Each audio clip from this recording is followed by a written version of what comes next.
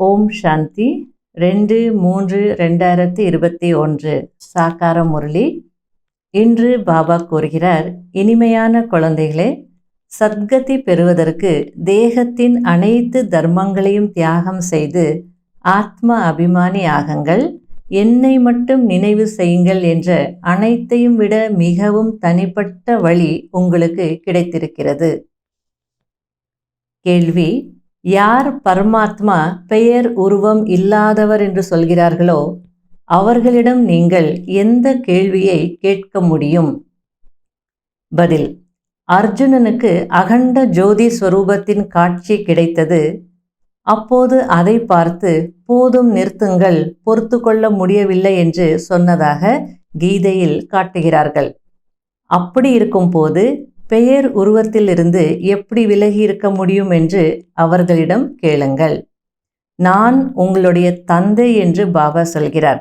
தந்தையின் உருவத்தை பார்த்து குழந்தை மகிழ்ச்சி அடைவார். அதை கண்டு பொறுத்து கொள்ள முடியவில்லை என்று அவர் எப்படி சொல்வார்? இந்த முரளியில பாபா ஆத்மா இந்த சரீரத்துடன் இருக்கும் போதுதான் சுகத்தையும் துக்கத்தையும் அனுபவிக்கிறது. சிலர் ஆத்மா நிர்லேப் அப்படின்னு சொல்கிறாங்க, அதாவது ஆத்மாவில் எதுவும் ஒட்டாதுன்னு சொல்கிறாங்க. சிலர் ஆத்மாவில் தான் நல்லது அல்லது கெட்ட சம்ஸ்காரம் எல்லாம் பதிவாகுது, அதற்கேற்றபடி தான் ஜென்மம் எடுக்குது அப்படின்னு சொல்கிறாங்க. இப்படி பல வழிகள் இருக்குன்னு புரிய வைக்கிறார். தீவிரமான பக்தி செய்தால் காட்சி கிடைக்கும் என்று பக்தர்கள் நினைக்கிறாங்க. காட்சி கிடைச்சா பகவானே கிடைச்சிட்டார் அப்படின்னு நினைக்கிறாங்க. அதற்கு பாபா புரிய வைக்கிறார்.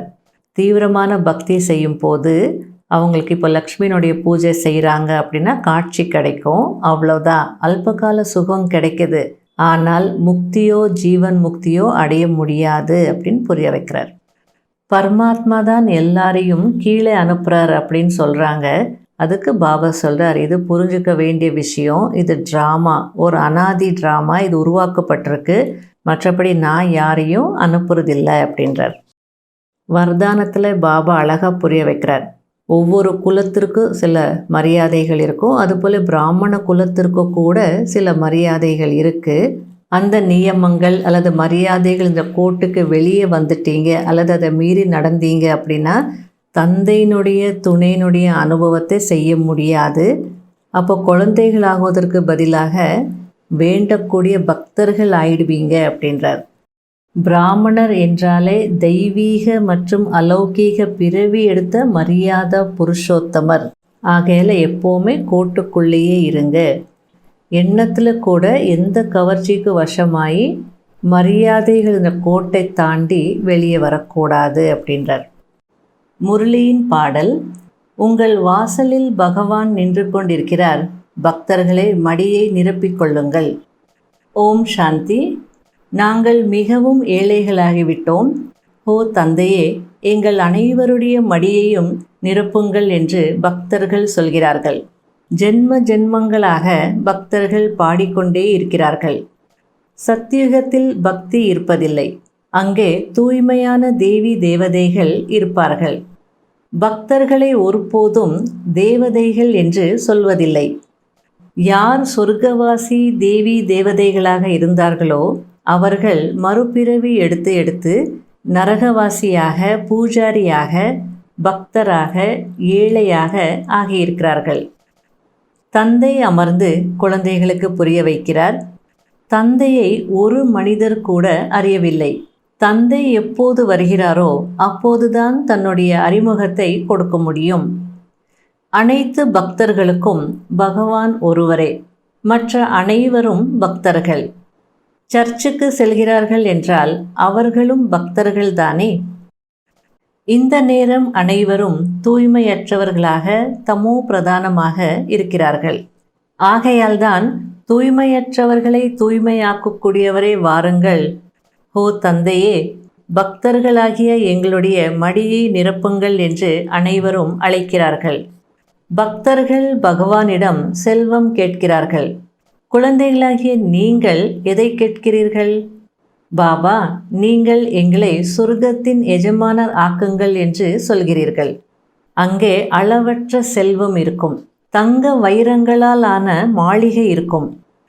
நாம் பகவான் மூலமாக ராஜ்ய அதிகாரத்தை ஆஸ்தியாக பெறுகிறோம் என்பது இப்போது உங்களுக்கு தெரியும். இது உண்மையான கீதை. ஒவ்வொரு கல்பமும் நான் சங்கம யுகத்தில் வருகிறேன், முழு படைப்பின் முதல் இடைக்கடையின் இரகசியத்தை படைப்பவராகிய நானே வந்து புரிய வைக்கிறேன் என்று தந்தை வந்து சொல்கிறார். ஓ பகவானே, மடியை நிரப்புங்கள், சத்கதிக்கு அழைத்து செல்லுங்கள். ஏனென்றால் நாங்கள் துர்கத்தியில் இருக்கிறோம், தமோ பிரதானமாக இருக்கிறோம் என்று பக்தர்கள் அழைக்கிறார்கள். சில மனிதர்களும் சாது சந்நியாசிகளும் ஆத்மாவில் எதுவும் ஒட்டாது என்று சொல்கிறார்கள். சிலர் நல்ல சம்ஸ்காரம் அல்லது கெட்ட சம்ஸ்காரம் ஆத்மாவில்தான் இருக்கிறது, அதன் ஆதாரத்தில் பிறவி எடுக்கிறது என்று சொல்கிறார்கள். இப்படி அநேக வழிகள் இருக்கின்றது. நிராகார பகவான் யார் ஞானக்கடலாக இருக்கிறாரோ அவர் அமர்ந்து பகவான் ஒருவரே என்று குழந்தைகளுக்கு புரிய வைக்கிறார். பாரதவாசிகளுக்கு இது தெரியாது. இருந்தாலும் இறைவனின் வழியும் முறையும் தனிப்பட்டது என்று பாடவும் செய்கிறார்கள். மன்மனாபவ, தேகத்தின் அனைத்து தர்மங்களையும் தியாகம் செய்து ஆத்ம அபிமானி ஆகுங்கள், என்னை மட்டும் நினைவு செய்யுங்கள் என்று ஒவ்வொரு கல்பமும் நான் வந்து புரிய வைக்கிறேன் என்று தந்தை சொல்கிறார். சத்யுகத்திலும் திரேதா யுகத்திலும் துக்கத்தின் பேரே இருப்பதில்லை, அது சுகதாமமாக இருக்கிறது. சொர்க்கம் என்று சொன்ன உடனே வாய் இனிக்கிறதல்லவா? சொர்க்கத்தில் பிறகு துக்கம் எங்கிருந்து வரும்? அங்கே கம்சன், ஜராசந்தன் போன்றவர்கள் இருந்ததாக சொல்கிறார்கள். ஆனால் அப்படி இருக்கவே முடியாது. நாம் தீவிரமான பக்தி செய்தால் காட்சி கிடைக்கும் என்று பக்தர்கள் நினைக்கிறார்கள். காட்சி கிடைத்தால் கடவுளே கிடைத்து விட்டதைப் போல் உணர்கிறார்கள். லக்ஷ்மியின் பூஜை செய்கிறார்கள், அவரது காட்சி கிடைத்தது என்றால் அவ்வளவுதான், நாம் பிறவி கடலை கடந்து விட்டோம் என்று அதிலேயே மகிழ்ச்சி அடைந்து விடுகிறார்கள். ஆனால் அப்படி எதுவும் கிடையாது. அற்ப காலத்திற்கு சுகம் கிடைக்கிறது, காட்சி கிடைத்தது, முடிந்தது, அவ்வளவுதான். அதற்காக முக்தி, ஜீவன் முக்தி கிடைத்து விட்டது என்பது கிடையாது. உங்களுக்கு ராஜ யோகத்தை கற்பிக்க நான் ஒவ்வொரு கல்பத்தின் சங்கம யுகத்தில் வருகிறேன் என்று தந்தை சொல்கிறார். நான் யார், எப்படி இருக்கிறேன் என்பதை யதார்த்தமான முறையில் யாரும் அறியவில்லை. உங்களிலும் முயற்சிக்கேற்றபடி வரிசை கிரமமாக அறிந்திருக்கிறீர்கள். நீங்களே பூஜைக்குரிய தேவதைகளாக இருந்தீர்கள், பிறகு தூய்மையற்ற பூஜாரிகளாக ஆனீர்கள். பாரதம் இப்போது ஏழையாக இருக்கிறது. நீங்கள் 100% தூய்மையானவர்களாக, செல்வந்தர்களாக, எப்போதும் ஆரோக்கியமானவர்களாக, எப்போதும் வளமாக இருந்தீர்கள். வியாதி அல்லது துக்கத்தின் எந்த விஷயமும் இல்லாமல் இருந்தது, சுகதாமமாக இருந்தது. அதை அல்லாவின் தோட்டம் என்று சொல்கிறார்கள். யார் தேவி தேவதைகளாக இருந்தார்களோ அவர்கள் இப்போது முட்களாக மாறிவிட்டார்கள். உலகம் இப்போது காடாக மாறிவிட்டது. காட்டில் முள் குத்துகிறதல்லவா? காமம் பரம எதிரி என்று தந்தை சொல்கிறார். இதன் மீது வெற்றி அடைய வேண்டும். இது உங்களுக்கு முதல் இடைக்கடை துக்கம் கொடுத்தது. பரமாத்மா சச்சித் ஆனந்த சுரூபமானவர். அவர் ஞானக்கடல், சுகக்கடல் என்று பக்தர்கள் சொல்கிறார்கள். எவ்வளவு புகழ் இருக்கிறது! ஒருவேளை அவருக்கு பெயர், உருவம், தேசம், காலம் எதுவும் இல்லை என்றால் யாரை அழைப்பார்கள்? சாது சந்நியாசிகள் அனைவரும் உங்களுக்கு பக்தி மார்க்கத்தின் சாஸ்திரங்களை சொல்கிறார்கள். நான் வந்து உங்களுக்கு ராஜ யோகத்தை கற்பிக்கிறேன். நீங்களும் மாஸ்டர் ஞானக்கடலாக மாறுகிறீர்கள். அனைவருக்கும் சத்கதி வழங்கும் வள்ளல் ஒருவரே. பிறகு அனைவருக்கும் யார் துர்கதி கொடுக்கிறார்? ராவணன். இப்போது இதை உங்களுக்கு யார் புரிய வைக்கிறார்? பரமாத்மா. பரமாத்மாவும் நாடகத்தில் பாகத்தை நடிக்கிறார். உயர்ந்ததிலும் உயர்ந்த பாட்டுதாரி யார்? உயர்ந்ததிலும் உயர்ந்த பகவான் தான் என்று தந்தை புரிய வைக்கிறார். அவரோடு குழந்தைகளான ஆத்மாக்கள் நீங்கள் இருக்கிறீர்கள். அனைவரையும் அனுப்பி வைப்பவர் பரமாத்மா என்று சொல்கிறார்கள். இதுவும் புரிந்து கொள்ள வேண்டிய விஷயமாக இருக்கிறது. அனாதி நாடகம் உருவாக்கப்பட்டிருக்கிறது. அவர் இந்த மனித உலகத்தின் விதை ரூபமாக இருக்கிறார். இந்த மரத்தின் படைத்தல், காத்தல், அழித்தல் எப்படி நடக்கிறது என்பதை ஒருவரும் அறியவில்லை. எவ்வளவு தாழ்ந்த புத்தியுடையவர்களாக ஆகிவிட்டார்கள் என்று தந்தை சொல்கிறார். தேவதைகளுக்கு, லக்ஷ்மி நாராயணருக்கு பூஜை செய்கிறார்கள். ஆனால் அவர்களுடைய ராஜ்யம் எப்போது இருந்தது என்று எதையும் அறியவில்லை. கடைபிடிக்க வேண்டிய முக்கியமான சாராம்சம். முதல் பாயிண்ட், மாஸ்டர் ஞான கடலாகி தூய்மையற்ற நிலையிலிருந்து தூய்மையாக மாற்றக்கூடிய சேவை செய்ய வேண்டும். தந்தை அனைத்து சாஸ்திரங்களின் சாராம்சத்தை என்ன சொல்லி இருக்கிறாரோ அதை புத்தியில் வைத்து சதா மகிழ்ச்சியாக இருக்க வேண்டும்.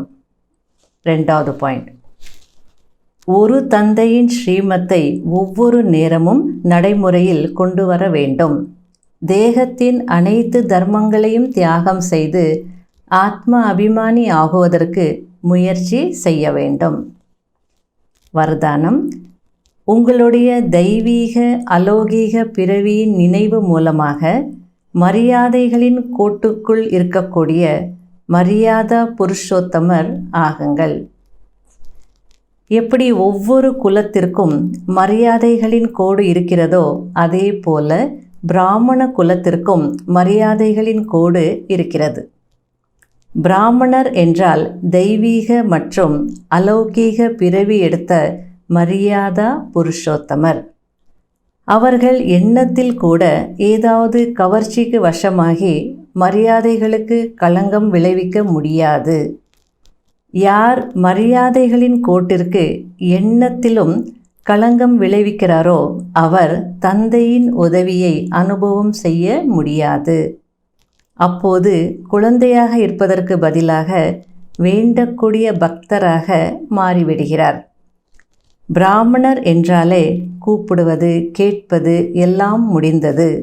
ஒருபோதும் இயற்கைக்கோ அல்லது மாயாவின் பற்றிற்கோ வசமாக முடியாது. அவர்கள் சதா தந்தையின் கிரீடமாக இருப்பார்கள். ஸ்லோகன், அமைதி தூதுவராகி உங்கள் தவத்தின் மூலமாக உலகத்தில் அமைதியின் அலைகளை பரப்புங்கள். ஓம் சாந்தி.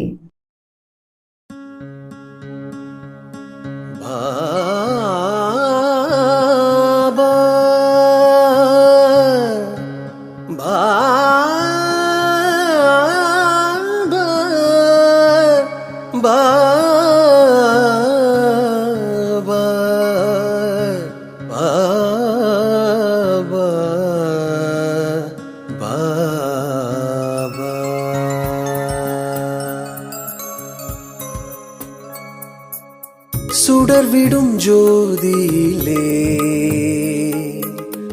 சுந்தரன் உன்னை கண்டோம். சுடர்விடும் ஜோதியிலே சுந்தரன் உன்னை கண்டோம். ஊனுயிரை மனம் மறந்து உன்னையே நினைந்திருப்போம். உயிரை மனம் மறந்து உன்னையே நினைந்திருப்போம். இருள்மிகு மனதை ஒளிமயமாக்கவே, இருள்மிகு மனதை ஒளிமயமாக்கவே அருள் தரும் நல் தியானம் செய்வோம். உன்னையே நினைந்திருப்போம். உன்னையே நினைந்திருப்போம். சுடர்விடும் ஜோதியிலே சுந்தரன் உன்னை கண்டோம். ஓம் சாந்தி, ஓம் சாந்தி, ஓம் சாந்தி, ஓம் ஓம் சாந்தி, ஓம் சாந்தி, ஓம் சாந்தி, ஓம் ஓம் ஓம் சாந்தி, ஓம் சாந்தி, ஓம் சாந்தி, ஓம் ஓம் சாந்தி, ஓம் சாந்தி, ஓம் சாந்தி, ஓம்.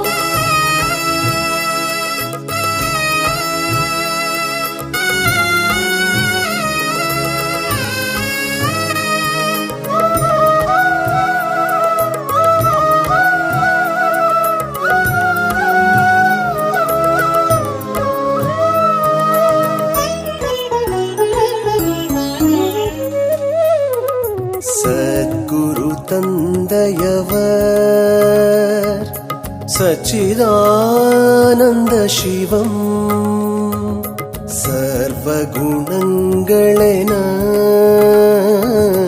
கடலான பரமன் நெஞ்சத்திலே அவரை தினம் தினம் நினைக்கவே நெஞ்சத்திலே அவரை தினம் தினம் நினைக்கவே துன்பங்கள் மறையும் அற்புதம் காண்போமே அற்புதம் காண்போமே சுடர்விடும் ஜோதியிலே சுந்தரன் உன்னை கண்டோம் சுடர்விடும் ஜோதியிலே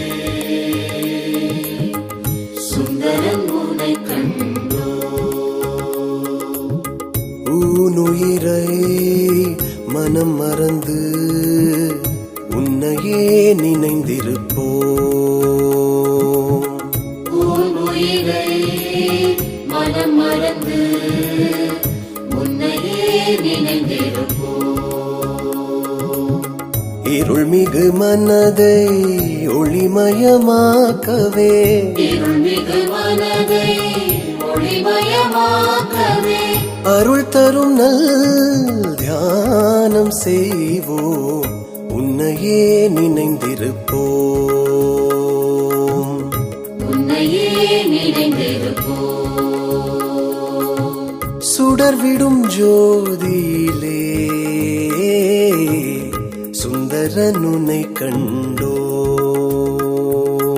ஓம் சாந்தி ஓம் சாந்தி ஓம் சாந்தி ஓம் ஓம் சாந்தி ஓம் சாந்தி ஓம் சாந்தி ஓம் ஓம் ஓம் சாந்தி ஓம் சாந்தி ஓம் சாந்தி ஓம் ஓம் சாந்தி ஓம் சாந்தி ஓம் சாந்தி ஓம்